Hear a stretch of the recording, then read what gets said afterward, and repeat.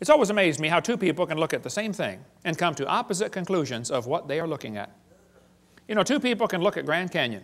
One of them believes in evolution. He looks at the canyon and says, wow, look what the Colorado River did for millions and millions of years. The Bible-believing Christian stands there, looks at the same canyon, and says, wow, look what the flood did in about 30 minutes. Now, how was that canyon formed, huh? Textbook says over millions of years, the Colorado River carved the Grand Canyon from solid rock. Oh, now hold on a second, okay? It's a fact Grand Canyon exists. I've been there a bunch of times, studied. I taught earth science for 15 years. I love studying Grand Canyon. There are two interpretations of how it got there. The evolutionists will say it formed slowly with a little bit of water and lots of time, like, you know, billions of years. The creationists will say, no, it formed quickly by lots of water and a little bit of time, like a big flood in the days of Noah. And the guys who believe in evolution are always trying to erase the line between their interpretation and try to include it as if it is part of the fact. No, it's just your interpretation, guys, okay? This textbook says, the Colorado River has cut through layer upon layer of rock over millions of years. Well, now hold on a minute. This textbook says, the Colorado River cut through 2,000 meters of rock, exposing sediment layers like huge pages in the book of life. Scan the canyon wall from rim to floor and you look back through hundreds of millions of years. I don't think so. I was in a debate one time and this atheist said, Hovind, you're so stupid. Don't you know it took millions of years to carve the Grand Canyon? I said, well, sir, there's a couple things you ought to learn about Grand Canyon. If you built a dam across Grand Canyon, a huge lake would fill in behind it, covering several states, okay? I mean, take a lot of dirt to build a dam, but if you could build a dam across that canyon, you'd have a really big lake. Actually, some of the water from Wyoming drains through the Grand Canyon. It has a huge drainage pattern.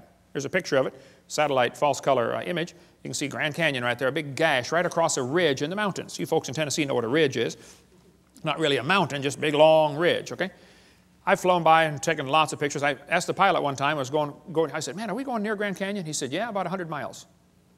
I said, can you get permission to, you know, divert and go closer? He said, let me see what I can do. He got permission, and we flew right over the top of the canyon. I'm taking pictures like crazy, you know. Love studying Grand Canyon. Actually, it's a bunch of useless real estate. I mean, what would you do with it if you had it, you know? You can look at it and then go home. That's about it. But, I mean, you can't plow it, that's for sure, and you don't want your cows playing out there. But I said to this professor, I said, sir, there's a couple things to consider about this canyon. I said, these two red lines indicate what's called the snow line, okay? Between those two red lines is a ridge that gets about 6,900 to 8,500 feet above sea level. Now, the river enters the canyon at the far right over there at 2,800 foot elevation. The river flows downhill for 270 miles. Comes out the other side. If you look at it from a side view, a schematic view, it'll look like this. The river comes in 2,800 foot elevation. The ground rises up while the river goes down for 270 miles. I said, now, sir, there's a few things you ought to consider about this canyon. I said, did you know the top of Grand Canyon is higher than the bottom? He said, obviously. I said, sir, did you know the river only runs through the bottom? He said, well, yeah. I said, sir, did you know the top is higher than where the river enters the canyon by over 4,000 feet? He got a dazed look on his face like a calf looking at a new gate. I said, sir, did you know rivers don't flow uphill in Tennessee? There's no delta.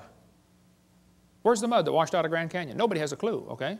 That river did not make that canyon. Grand Canyon's a washed out spillway. There used to be two big lakes, Grand Lake and Hopi Lake. The lakes are long gone, but the beaches are still there. You can still see the beach line. They got too full and went over the top and washed out that canyon in a hurry. Any farmer that's ever built a dam to hold water for his cows will tell you, once the water goes over the top of the dam, it's all over with. That's why they guard the levee like crazy during flood seasons, don't they? Get out there with sandbags. You don't want it to even get started. It's gone in a flash, okay? This river flows down this way. Obviously, it started at the top. Must have been a big lake backed up there, too. Even El Paso, Texas is called El Paso because it's the pass, okay?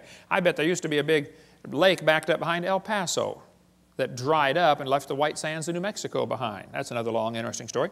But if you look at Grand Canyon, it's pretty obvious it's a washed-out spillway, okay? Almost all rivers around the world come together at what's called acute angles, less than 90 degrees. I mean, the rivers merge and keep going the same, you know, general direction. If you look at Grand Canyon, the rivers on the lower left are indeed merging at acute angles, less than 90 degrees. But if you look at the upper right, the rivers are flowing backwards. Why would they do that? The rivers run backwards, hit the main channel, turn around, and come back out the other way. It's called a barbed canyon.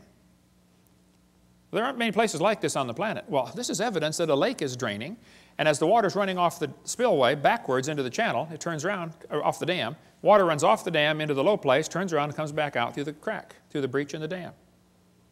Grand Canyon was not made by the Colorado River over millions of years. That is one of the lies you kids are going to face in your textbook. It's just not geophysically possible for that to happen. Now, are there any farmers or vets in the crowd that might know what this machine is? What is that, brother? That's a calf puller. That's a what? A calf puller.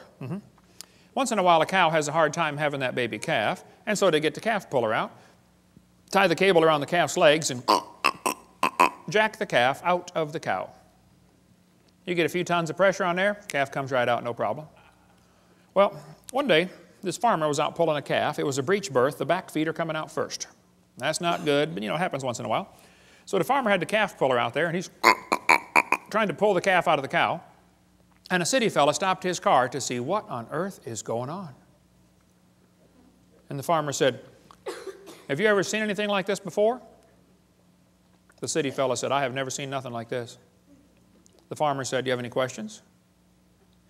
The city fellow said, "Yes, sir, I have one question. It's been bugging me for 10 minutes.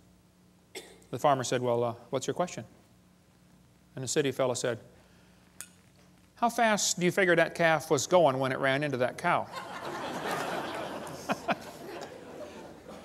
No, no, no, no, no.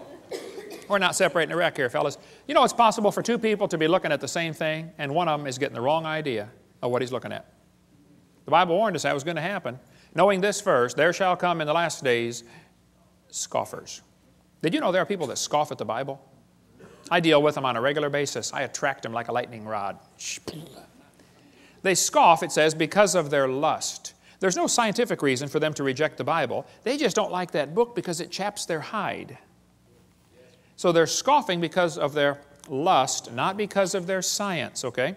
Even Huxley admitted, I suppose the reason we leapt at origin of species was that the idea of God interfered with our sexual mores. We don't want God telling us what to do. Okay? Arthur Keith said evolution is unproved and unprovable. We believe it because the only alternative is special creation, and that is unthinkable. The Bible says they did not like to retain God in their knowledge.